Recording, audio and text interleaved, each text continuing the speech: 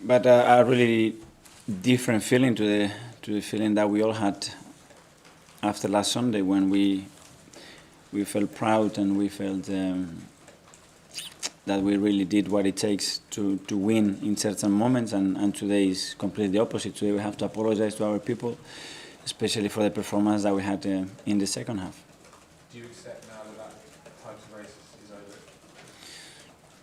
What I have to accept first is what happened in the second half, digest it, individually look at what we have to do very differently for the next match, and after that, till mathematically is over, the second position is secure. That's not going to change, but we have to digest, and that's going to take a few days.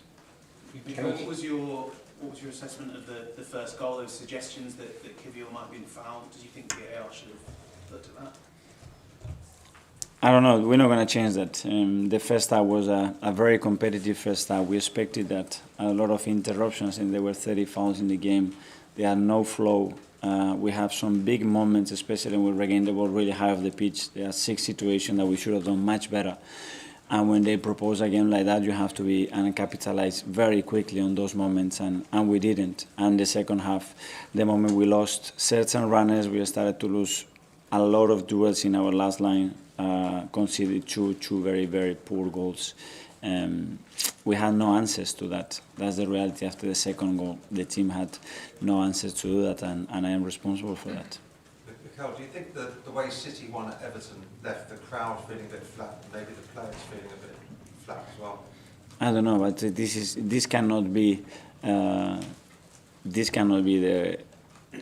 way to justify what happened in the second half. In the first half, it didn't happen. That it was very interrupted and lack of flow, and it was a lot of duels, obviously, because it was a man-to-man game.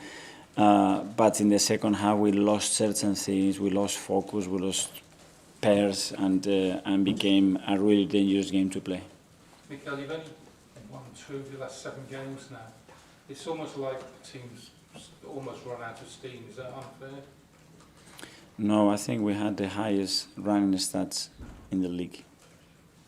So I don't think that is the case. Today, I think individually we were below par, to be gentle. Darren?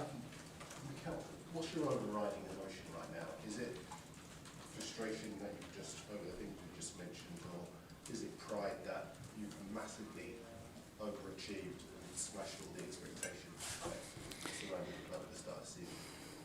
At the moment, it's just frustration. The feeling that we gave the game away in the second half, and we fought really hard to be in the position that we are in, and today was a critical moment to keep hoping and keep digging for that dream. And when you have to play in these moments, you cannot do what we did in the second half. And then we have to look if the team is capable of doing that. When it comes to the biggest stage, it's a lot of things that we have to analyze and think about, because it cannot happen. Can I just ask you about Gabriel Martinelli and how his ankle is? We don't know. He's in a boot at the moment. He was very uncomfortable to walk. He could not carry on playing. So obviously, we need to scan him and see the extent of that injury. Just in a different way, probably not the right time to ask this, but try to look at the bigger picture. Do you feel that this season has given you somehow more conviction and more hope of what you want to do with this club, with this situation, with this team, going into next season and beyond? In a sense, yes, but with the level that is required to fight for the Premier League the way we want to fight, and to be in the Champions League and fight in the way that we have to fight in the Champions League, is a lot to think about.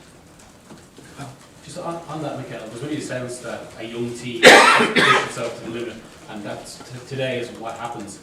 Do you think that, or can you accept that even? I don't know. I'm responsible for what happened today. My job is to get the best out of every single individual that we have in our hands, and if we have to take in there for 10.5 months, we have to, and I have to, and I have tried to do that with the best ability, But today, obviously, he didn't do it. But when you're talking, Miguel, it sounds like your digest is wider than just this run. It's about looking forward and about what you're going to need, how you're going to have to change the squad for next season, and maybe your thinking has changed over this run.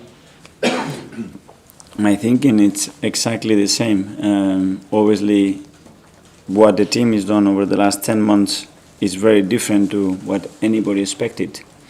And that generates a little bit, a lot of expectations as well. And it generates enthusiasm and happiness and joy and looking that we have to do that. And that's something that has to be managed in the right way. And after, we have the responsibility to make sure that the team performs at that, and I am the maximum responsible to that. So I hate the feeling of letting people down when they are really expecting something and doing that, and that's the biggest regret that I have today, and we have to apologize for that. Last one, Nick. Mikel, you've conceded 25 goals at home now, and I think a lot of them have come in the last couple of moments. Obviously, the away record was much better defensively, but what can you put that down to? Many different factors. When you look at the goals that we have conceded today, too simple. Thanks all. Thank you.